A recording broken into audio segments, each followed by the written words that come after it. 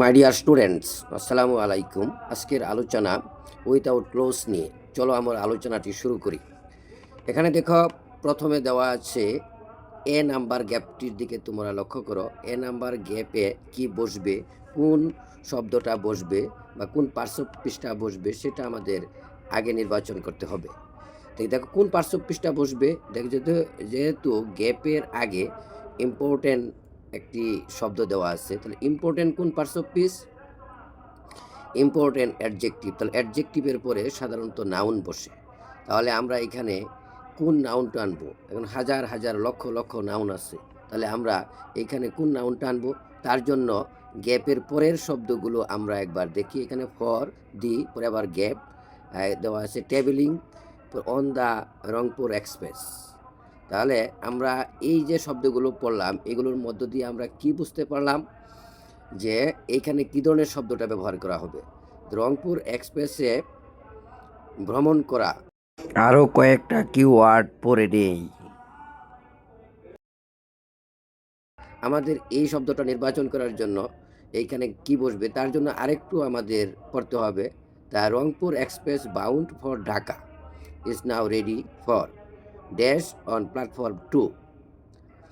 All the passengers of this are requested to make your way to platform 2.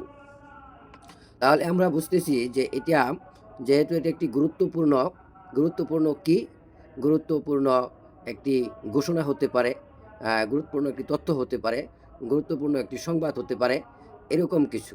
তাহলে যদি আমরা এখানে important, গুরুত্বপূর্ণ কি, গুরুত্বপূর্ণ সংবাদ ইংরেজি কি, নিউজ ব্যবহার করতে পারি, অ্যানাউন্স ব্যবহার করতে পারি, ন্যারেশন ব্যবহার করতে পারি, পরে স্লোগান ব্যবহার করতে পারি, ডিসক্রিপশন ব্যবহার করতে পারি, রিপোর্ট ব্যবহার করতে পারি।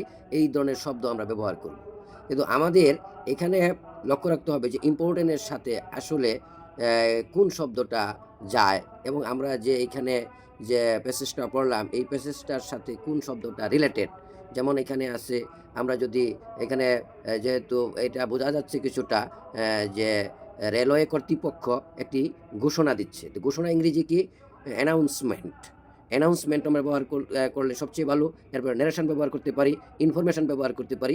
এই সকল তথ্য দিয়ে আমরা, এই সকল শব্দ দিয়ে আমরা এর গ্যাপটা পূরণ করব। পরে দেখো বি নাম্বার গ্যাপে দেওয়া আছে, ডি নাম্বার গ্যাপটার দিকে লক্ষ্য করো। এখানে বি নাম্বার গ্যাপে প্রথমে দেওয়া আছে দি, তাহলে পরে দেওয়া আছে, পরে একটা শব্দ দেওয়া আছে ট্রাভেলিং।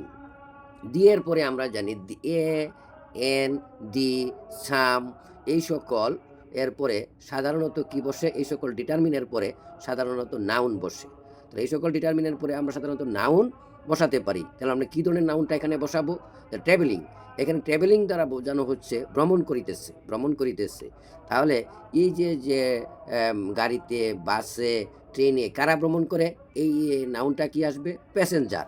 তাহলে আমরা এখানে সহজে অনুমান করতে পারলাম যে এখানে প্যাসেঞ্জার শব্দটা বসবে। আমরা এখানে বিতে প্যাসেঞ্জার শব্দটা বসাবো, প্যাসেঞ্জার্স। এরপরে তোমরা আসো সিতে দেখা যায়, সিতে লক্ষ্য করো এর আগে ফর আছে, এরপরে অন আছে।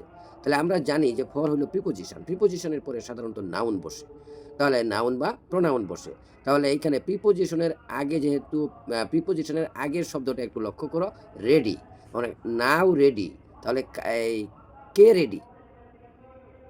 রেডি, এখন আমাদের লক্ষ্য রাখতে হবে কে রেডি। রেডি এর আগের শব্দটা দেওয়া আছে, দেখো, তাহলে রেডি দি রংপুর এক্সপ্রেসটা রেডি। তাহলে এই যে দি রংপুর এক্সপ্রেস, এই যানবাহনটা রেডি, মানে রেডি এখানে কি করার জন্য রেডি? যাওয়ার জন্য রেডি, বা যাওয়ার জন্য রেডি, না অন্য কোনো কিছুর জন্য রেডি। এরপরের দেখো, এই যে গ্যাপের পরের যে শব্দটা হচ্ছে অন প্ল্যাটফর্ম নাম্বার 2, না অর্থাৎ প্ল্যাটফর্ম নাম্বার 2তে মানে যাওয়ার জন্য প্রস্তুত। এখন যাওয়া, ফর গোয়িংও আমরা দিতে পারি, ফর গোয়িংও দিতে পারি, ফর অ্যারাইজিংও আমরা দিতে পারি, ফর রাইজিংও আমরা দিতে পারি, ফর ক্লাইম্বিংও আমরা দিতে পারি, ফর গেটিং আপও আমরা দিতে পারি। কিন্তু আমাদের একটা বিষয় লক্ষ্য রাখতে হবে, যদি আমরা গেট আপ দিই, গেট আপ সাধারণত ব্যবহৃত হয় ঘুম থেকে জাগ্রত হওয়ার জন্য। ক্লাইম ব্যবহার করা হয় গাছে ওঠার জন্য বা পাহাড়ে ওঠার জন্য। এই জাহাজ বা ট্রেন যখন তার রুটে চলাচল করে, তার রুটে উঠে, তার রুটে যায়, তখন তার জন্য একটি কমন শব্দ রয়েছে, সেটা হলো বোর্ড। সেটা হলো বোর্ড। বোর্ড বোর্ড শব্দের অর্থ উঠা। বোর্ড শব্দের অর্থ উঠা। এটা হলো ভার্ব, BOARD। বোর্ড শব্দের অর্থ উঠা, এটা হলো ভার্ব। এখন বোর্ড নাউন হিসেবে ব্যবহৃত হয়, কিন্তু এখানে উঠা অর্থে যখন ব্যবহৃত হবে তখন এই বোর্ডটা হবে ভার্ব।